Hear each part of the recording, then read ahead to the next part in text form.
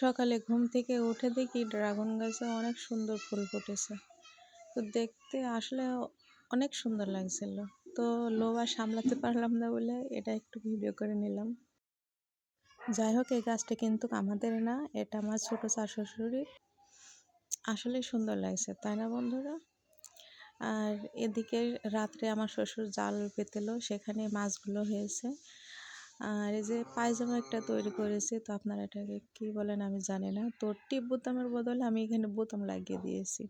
খারাপ কিছু করলাম? আর এই এক যে একটা দুষ্টু, সারাদিন ছুটাছুটি দুষ্টুমি করে। এটার পেছনে ঘুরতে ঘুরতে আমাদের কম বেশি সারাদিন সময় কেটে যাবো। যে দেখেন দুষ্টুমি করতে করতে কত দূর চলে গিয়েছে। এখন যে কল খেয়েছে পানি নেবে।